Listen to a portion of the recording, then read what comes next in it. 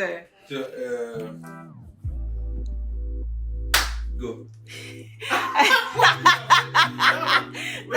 that's the first time you've done that, so it's actually really funny. He never does this, so it's like. You're not how to sync it now. Okay. Let me just use action. No. You can think, you can act. It's just really funny because I've never seen you do that before. And it's because you laughed, I laughed. You laughed, made me laugh. Alright. 1, 2, action.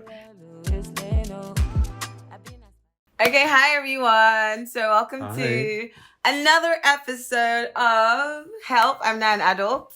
And with me, I have this speck of a man. If you see this man, you know, they say, come and see man. Well, I got one next to me. You know, he's glowing. I've asked him for his skin routine. He won't give me. He told me that he just takes a bath. I've told him, let me touch the hem of his garments. You know, maybe he can bless me at the end of this podcast. Just maybe. One day, I might just glow half as much as he does. You'll glow more. Okay, great. So I have Mr. Timi. Hi, everyone. Nice to be featured. Yes, nice to have you. Thank in you for all having your me. glory. Thank you for having me. Good to see you. How are you feeling today? I'm feeling pretty good. You know? The company is nice. So we love good companies. And you came with such a bright, great smile, so I love it. You're the one that brought the smile. You brought the sunshine inside here. Yeah. Eshi, thank you very much. I try. So tell us how your week has been like, you know.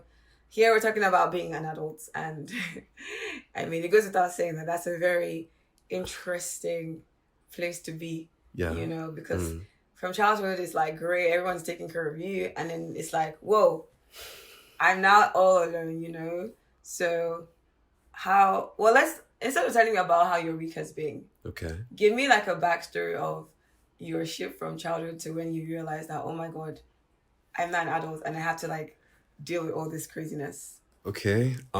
You've said the question is large in scope. I know. But I think that I'm an exception. Okay. Because I think I've grown differently from other people. The textbook definition of being an adult is kind of, how do I say, limited. Mm-hmm. For example, if you go to the West, if you are in the US, I believe you're deemed an adult by the age 21. Yeah. If you are in the UK, it's 18. And I really do think that being an adult is beyond just like your age group. Yep. I think there's subtext. Yeah. And a lot of people miss it. I think being an adult also has to do with the amount of work that the parents have done on the child to prepare them for the world. Unfortunately, in my case, I lost my parents when I was very young. So I've been having a very unique kind of upbringing and adulthood. Yeah. So I've been adulting for a while now, I'm gonna just tell you that. So, but my week has been, but my week has been nice to an extent. I haven't had too much wahala, but I've been balancing business, work, friends, relationships. Yeah. Great. I love that. So let's go back to, you know, having to adulthood. Well, I really love the fact that you said it has a lot to do with like your parents' upbringing, because for some people, if they're mentally prepared for going into the world, it's not as crazy compared to as not being prepared. Yes. Right? So you said you lost your parents at a very young age. Yes. So how was that for you in terms of like growing up? Did you have a childhood? Was it still, how did you manage that in terms of like your mental health and just growing up?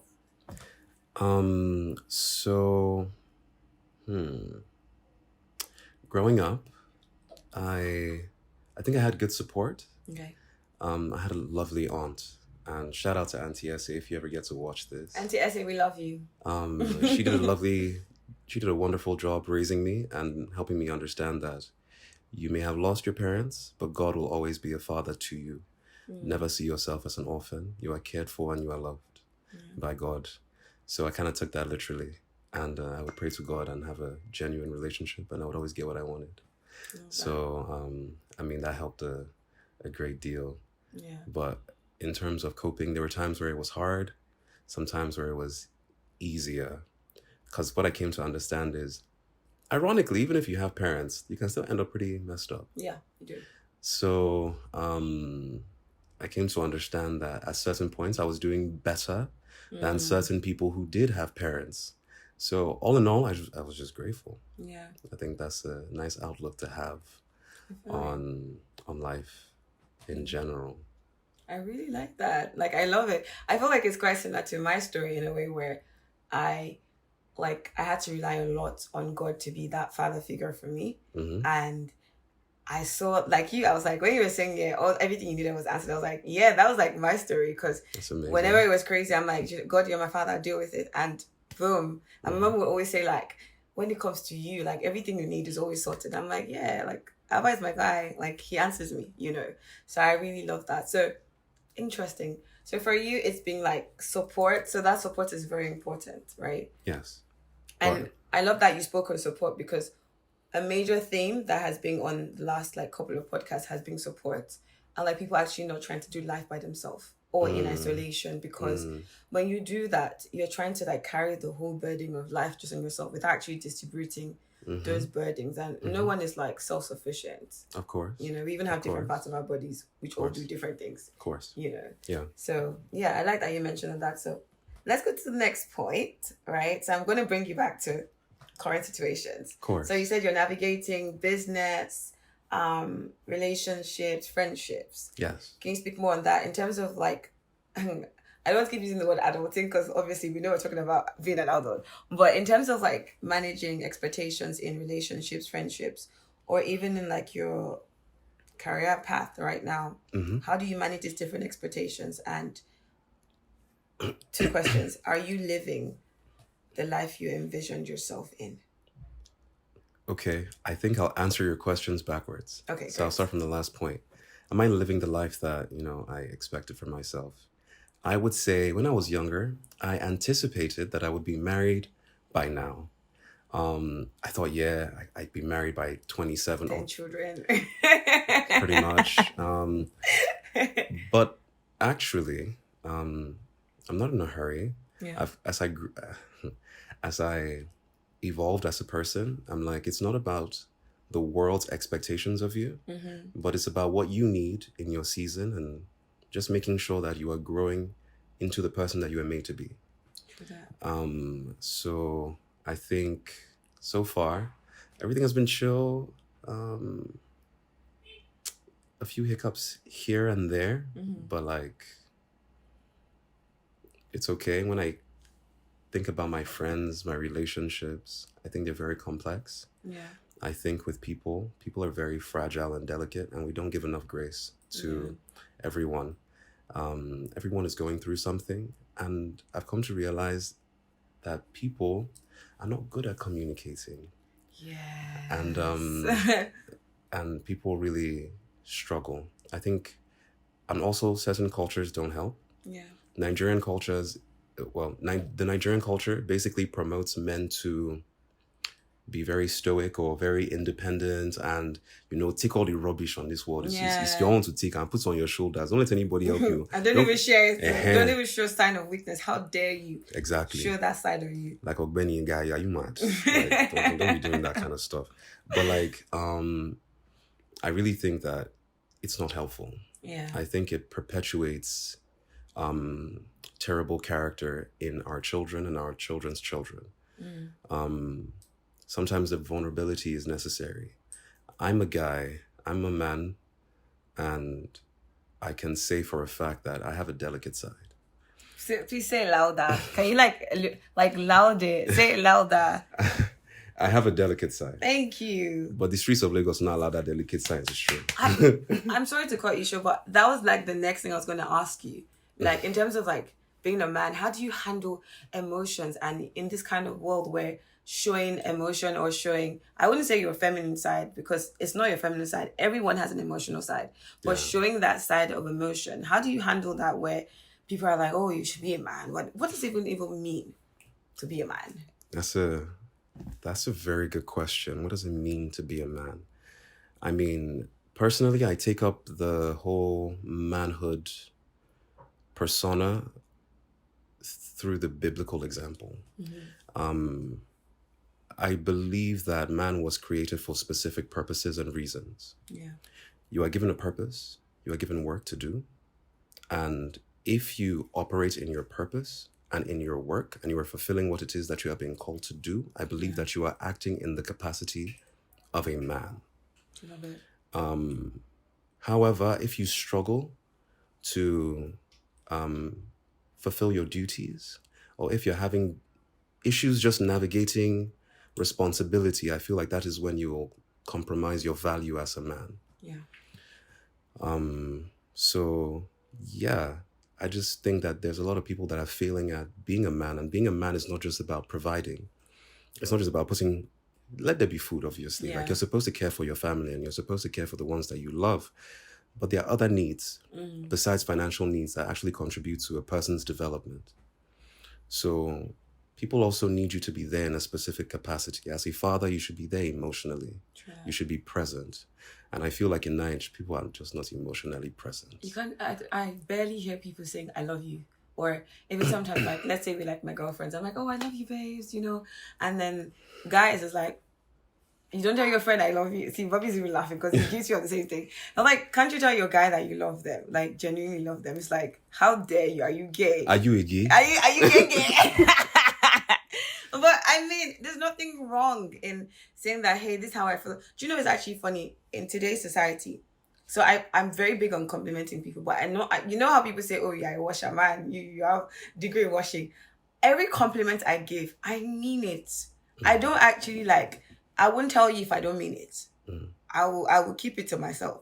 But if I say, oh my God, you look good, like I like this, I'm telling you how you feel. I will go up to girls and be like, oh, you look nice. And they look at me funny like, are you a lesbian? I'm like, no, I'm not. Like, I'm just complimenting you. I'm letting you know that in case you walked out of your home today and nobody else has mentioned to you about how good you look, let me be that one person that added some form of sunshine into your life. And you're not waiting for any outside affirmation to let you know that you are truly beautiful, because you are.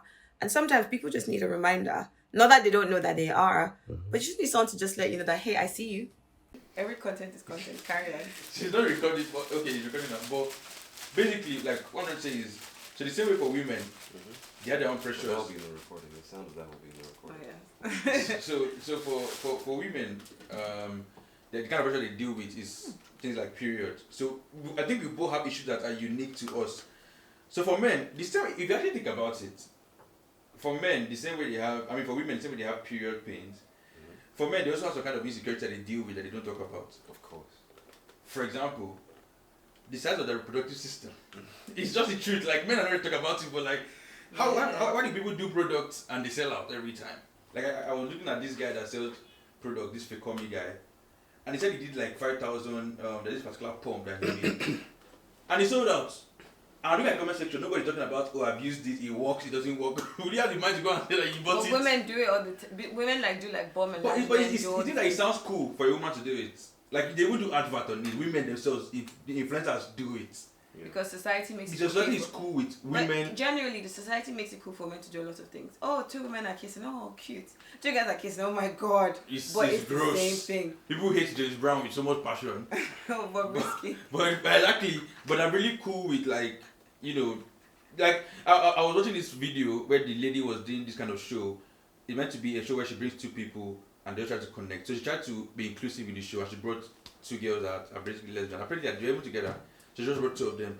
See, comment section, everybody's like, it's cute and stuff like that. And I'm like, if you brought two guys, it will not be cute. No, never take it. And that's crazy. I think in the law itself, what they focus more is on the gay side. I don't think they focus on the lesbian side. Or do they mean? They just mean. It's both of them together. Yeah. They just call them gay together. Or is it homosexual? But I don't know. But it seems like guys like seeing girls together. For some guys it turns them on, but for women, it turns them on. That's because of what we saw in That's porn. my point. Yes, society, the conceptualization of what is okay and what is not starts from all of that. And sorry, I've now just clocked everything that you said, and the insecurity of like penis size for males. I come to understand that the women self, they're even talking about it and making your insecurities grow larger. Because to be honest, between men, if there were no women involved and we're just guys on the planet, and it's like, okay, this guy, if you have sport dick, okay, no, so it doesn't concern me. I just have to do what I have to do as a man. But I think the insecurities grow as a function of what women say, because men care about what women think. Yeah. And what the women are saying at first. I've been through comment sections and I've been on YouTube, and sometimes women will say, oh, penis size doesn't matter. Men in the comments are cap. You're lying. Stop it. Because the thing that the women will not say anything, they have a fight to not call you out and be like, look at you, they won't have the small. But can you imagine? Like, and it's funny, some people will now say, oh, it's too big, shifting wombs. It's like, choose your argument. So I think that in every areas of our lives, I realize that at the end of the day, we all have things that we are dealing with, both men and women face. But it's just that maybe the men's one is different, it's unique to men because of our systems or because of our reproductive system and things like that. Why for women is different. But there are some things that affect both of us, but affect us at different times. But for marriage, most women are conditioned. And it's crazy. When you tell a woman that, oh, why you not married at 25, they get pissed off. But at the same time, when it gets that age, they're also bothered about getting married too. So why do you get pissed off? Are you getting pissed off because they're telling you the obvious? Or are you getting pissed off just because the society has told you to be pissed off? Because at the end of the day, like, it's as if we're all conditioned in our minds to react to certain things or think about things in a certain way. Because I'm seeing girls being bothered that at 25 are not married, but at the same time you're saying online that nobody should pressure me when I'm 25. Why? So I'm like, why are you now under pressure by yourself? That means your brain has even been conditioned to think that way. So I now realize that there's only women that have crossed 25 and hit 30, then after they're like, I don't care anymore. Like, nobody's pressuring me. I've passed the period when they should pressure me. And I'm like, okay. So for men's one is when they're 30. And the same thing to be men. When they're 30, between 30 and 35, when you're not getting married, your parents are already pressuring you. By the time you hit 40, you don't care anymore. So the thing is that for men, they take it for deliverance. And guess what? And guess the reason why it's also that same difference too, because men and women getting married are also conditioned that, you know, a man get married at 30, a man get married at 20, 10 years different, or 5 years different. And that's how you're looking at it. So obviously you don't expect a man to get married at 20. What has he made in life? I think the people who have come before us, ancestors, grandmas, grandpa, I don't know. I think they've tried to make us work within a box. Yes. And we have now been like pre-programmed to see specific outcomes. Yeah. But that's not how we should actually view life. Life is more dynamic, far more dynamic than that. It's not black and white. Exactly. It's not black and white. And I just really think that we should learn to enjoy, like, our process. Instead of trying to focus on what other people are doing, really learn to focus on you. I feel like a lot of people have a lot of insecurity. Social media does not even help. It doesn't. Social media just makes it more jarring what another person has and what you don't. Don't have, yes. So you may passively think that you're lacking, but meanwhile that person that you're envying is insecure, but just has a better ability of faking. Or it's just showing the part that you need to see. And it's just better at pretense than other people. So I'm just like, everybody needs to appreciate their own process. It doesn't matter even if as a man you marry someone that's older, a female that is older than you. Doesn't matter. It's about the quality of your relationship. Preach. The quality of your relationship will then spawn beautiful seed. After all, the whole point of having relationship is to give birth to children. Yeah. I just feel like people misconstrue things. So it's really about the quality and the substance of your relationship that should take priority. But people are now looking for shallow things like, how will I look? Yes. How will people perceive us? And really it's about what you have to give to the world. Even when I see people say things like, oh, do you know the things that cause fight? And someone tell me, like, I saw this post one time, they were like, oh, these are some of the things you talk about. And instead of writing, there were things like, oh, should you use the toothpaste from the neat or from the middle? Or those should you things close are the toilet so seat? silly. Or not? I feel like they're so childish. And I was asking myself, like, are you joking? Like, is this your problem? But you know, with those things, see, that toothpaste is not the problem. That there are underlying issues. So it's like kind of like, I'm obsessed with you, and I'm like, oh, look at what you did. What you did is not the problem. The problem is the fact that I'm obsessed with you. So most people have not dealt with the underlying issue. Yeah. That's why you're now saying, okay, there's one joke by basketball. Oh, why did you fry the wrong egg and you boiled the same egg? It's the same egg. It was very silly. So when people are, oh, you press the toothpaste from the bottom instead of from the middle, it's kind of like, I'm picking up on this little things because I'm obsessed with you. I haven't dealt with things like underlying issues. Do you get my point? So that toothpaste is not the problem. Yeah. Because there's a greater underlying issue that's unaddressed, and it has piled up, and now you're just like looking for little outlets. Thank you. Okay, So it's true. People do nitpick. And when they nitpick, it's really because people don't like confrontation. Yeah. And so they're avoiding the issues that they're supposed to be talking about. Yeah. But instead, they would just rather look for the little things to pick on. Yeah. And it just adds more fuel to the flame. And I don't think it's the best way. Again, it all boils down to people being bad at communication. I was just about to say the same thing you said earlier. People don't like to communicate. I don't know. It's like, because I think in terms of like friendships or relationship, the key factor is vulnerability. There we go. I was going to say that. Yeah. And so if we can't be vulnerable, we can't have actual conversations. Of course. And so most people are afraid of showing that vulnerable side of them because they're afraid of how it might be received or how people are going to, or kind of things that kind of like transference of power. Now this person has, in Nigeria terms, seen me finish. But if you're going out in a relationship and worried about someone seeing you finish, you've already failed. Because the whole idea of being in a relationship or a friendship, because I feel like the only difference between a friendship and a relationship is just sex. It should be the same thing, right? In terms of the vulnerability, the intimacy, being able to pour out yourself. I mean, if you call someone your friend, then you must be able to go all out for them. Of course. It should be that deep in terms of vulnerability, in terms of sacrifice. It's the same thing. Yeah. So a lot of people are not willing to just be vulnerable and just like let themselves go because trust. A lot of people are afraid. Trust. And before I go to trust is very important. I can't just say that it's easier than it seems. It's because, if you entrust someone with so much, it's like, how are they going to treat the thing that I entrust them with? Like, this is a very, very sensitive aspect of me. And I think that the person first has to show that they're capable of receiving what is being shared with consideration. And a lot of people, I think, are not qualified. They don't know what to do with vulnerability. Yeah. A lot of women will be chatting, I want him to be vulnerable. I want him to, can you handle his vulnerability? He was even crying the other day. How can you be your man and he's crying? Oh. And I'm like, it's all of these little things. And a lot of ladies these days don't know how to talk or how to speak to men. And it's like you basically emasculate your partners with the hurtful things that you say. And it's like, okay, so why should I now trust you? Do you understand? So it can be quite dicey and tricky. Yeah. So yeah. No, I feel you.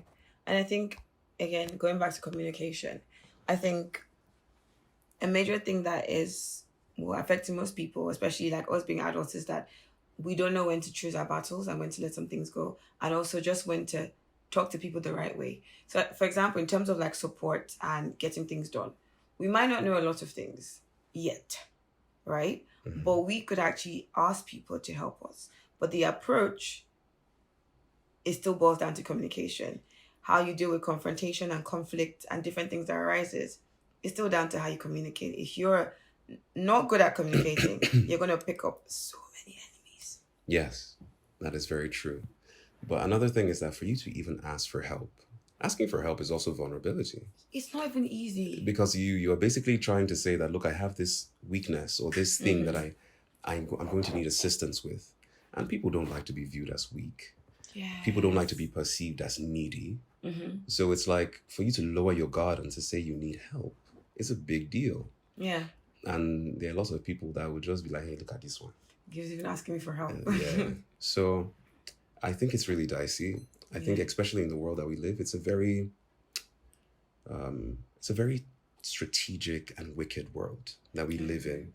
So I wouldn't blame people for not being able or vulnerable to just do these things easily. Yeah. But I think we all need to have a spirit of discernment. Exactly. We have to start getting wiser. We have to start understanding or valuing the consequences of our actions over immediate gratification. I think we are too selfish. I've spoken about this so many times. Our desire for self-preservation and just chasing self-fulfillment blinds us from greater consequences. Yeah. And I think this is why the world is suffering so drastically today. Yeah. I think, we'll continue to suffer drastically if we don't reevaluate our values and our priorities. I think some of us don't even know our values or our priorities because our values and priorities are not ours. they are societies. I agree. And we're living other people's value and priorities, and we're thinking they are ours. I agree. And then we don't even know that they're not, because people are entering like a lot of like mental breakdown or mental health issues because of these false priorities and beliefs that they think they're theirs. Of course. And they put that pressure on themselves to meet up. Mm-hmm. And they're unrealistic, Yeah. you know? And even these people like passing on certain perspectives can't even do that. But they put on this picture. It's kind of like, we want to put you in this kind of box so that you can conform. But we know that it's unattainable. But we know that it will put you in a rat race where you keep doing this thing constantly until you get there. And you're never there. So you're under control of the false, image that has been presented to you. So how do we even learn to be true to ourselves in this age that we're living in right now? Considering also social media is blowing up false reality so badly, and it's only getting worse. So how do you think we could possibly like be true to ourselves? I love this, and I'm going to tie this all back to the topic, being an adult. Mm-hmm. I think you succeed at being an adult the moment you start to become self-aware of who you are. Boom. And the moment you start to be self-aware of who you are, what you can do, what you can accomplish, what you have to do, that is when your journey as an adult fully begins. Yeah. And it all ties into the duties of what a parent is to do. It's just to help you to know who you are so that you can begin your journey as an adult. It's just that parents do so poorly that people don't even succeed at knowing who they are until they are in their 40s, 50s, and so on. I just recently discovered myself, and it took a lot of self-reflection. It was actually pressed upon me because I said I loved someone. And I was like, look, if I'm trying to be there for you and love you and marry you, I have to like get my ish together. Yeah. And I have to be there for you. So I have to sort out my own issues. I had to dig deep in my closet, look at my past issues, start to address all my baggage. And it was only through those things that I could start to look at myself objectively in the mirror and love what I see. So I really think that everybody has to go through that process. Yeah. You have to stop hiding from yourself. You really just have to take your time and go through everything. Issues within your family. Why are you the way you are? You can't run away from these things anymore. You just have to face it. I do believe that a lot of people suppress all of these things. Yeah. And I'm like, how are you now expecting love? Why are you pursuing love if you haven't done the work to nurture a commitment? Yeah. You know? Mm-hmm. I feel like a lot of people are getting it wrong. And I hate being on streets because I'm like, it's a total waste of time. People are just looking for the so-called right things in all the wrong places. Yeah. And I'm like, you people say we don't even know what you want. And everybody is just putting people in their confusion. True. And I'm like, I feel as though they are good people, but they compromise their values and do things that they regret, all because they feel lonely. Yeah. And I'm like, sometimes people just settle and they'll just like, okay, let me just go out. Let me just do this thing because I'm just like, what else will I do? I think it's really sad. I think you're just diminishing your value. Yeah. Just because other people are doing it doesn't mean that you should do it. Right? You don't actually have to do anything. And nobody's going to judge you. Exactly. No one is going to judge you. You can literally just say that, look, these people are not functioning at my level. And I don't want to bring myself down to their level. Right. And let me just continue to progress strategically and get what I want out of life for myself. You'll find what you need. You just have to get to a certain level and you will attract what you put out. I love it. So, yeah. I just have one question. When is your book coming out? Please. But think about it though, like, so when the time where everybody wants things quick, yes, from success to relationships, yes, there are a lot of movies out there that we watch today. They are judging those movies. You meet somebody. In fact, that's the reason why people say things like, "Why we're talking stage more than a month." But I'm thinking about it, like when I was talking about it, I was thinking about it like there's a time where there was no social media. And I remembered when my dad was talking about how he was even meeting my mom, and what happens is they meet like in the choir or something, and for them to see, they will plan ahead of time that okay, they will see by like 5 or something. And I'm thinking about it really, between that time and 5, there was no phone, so they're not communicating. So like the only way you can know if this person is actually for you is just one discernment, and if you can build intimacy without actually talking to this person for a long period of time, to show let up people too. see in a short, like it might not take, or it might take long, but you can imagine. But now we have our phones, and if you think about it clearly, the moment two people meet online and start talking consistently, like for 10, 15 hours a day for like a week, emotion starts, going everywhere. And that's why you see some people say things like, well, I can talk to somebody under 2 weeks and the person is serious with me, the person wants to date me.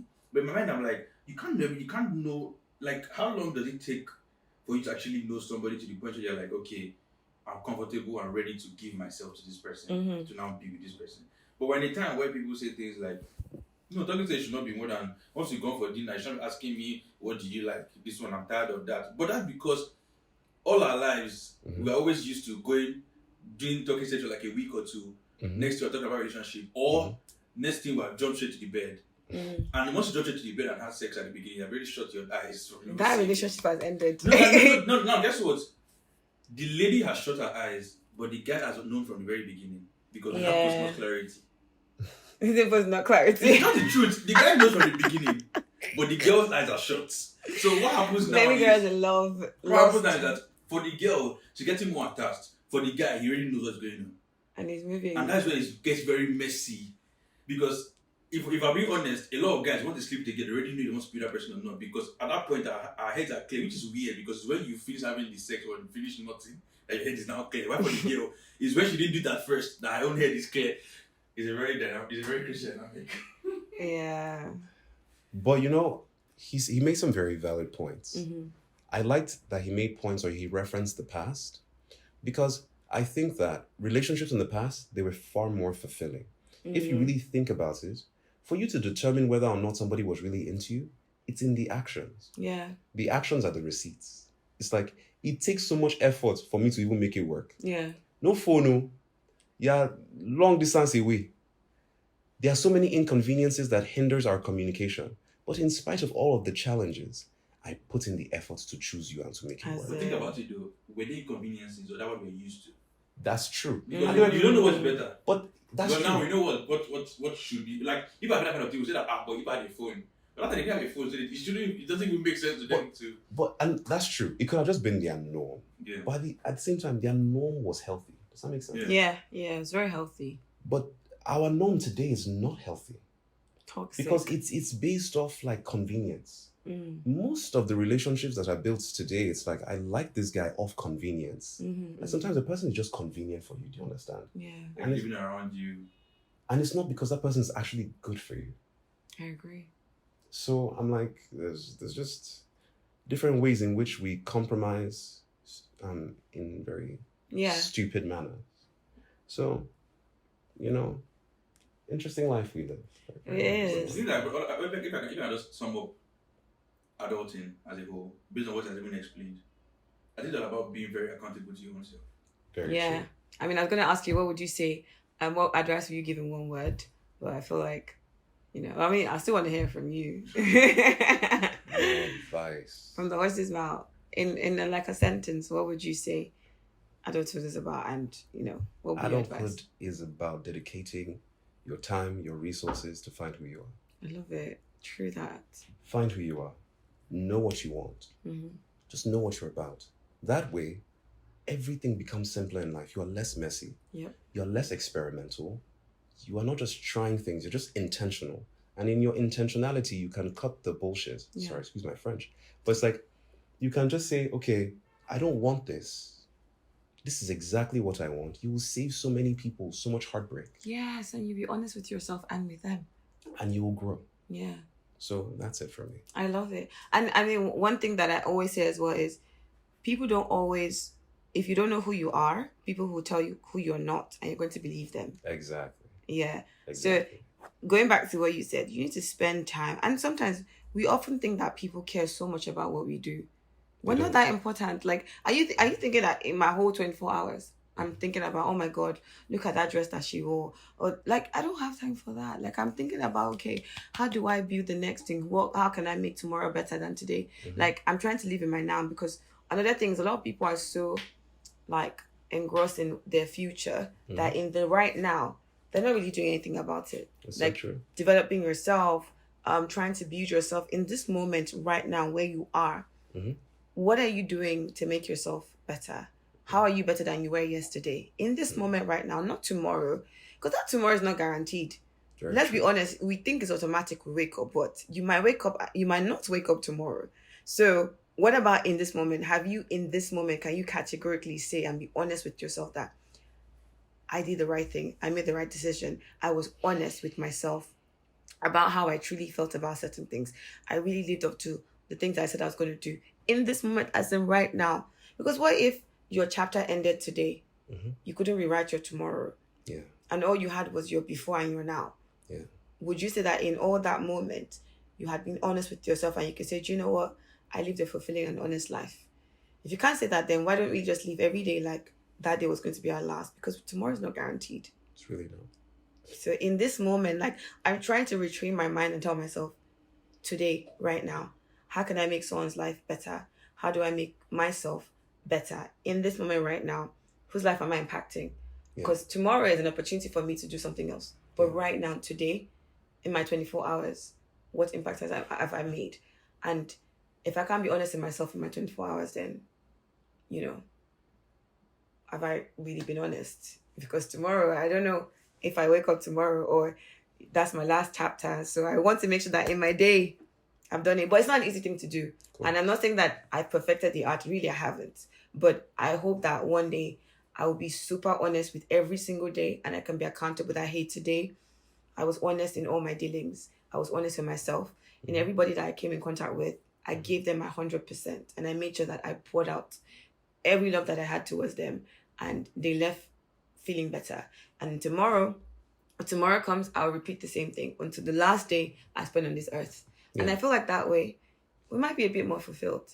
We might be.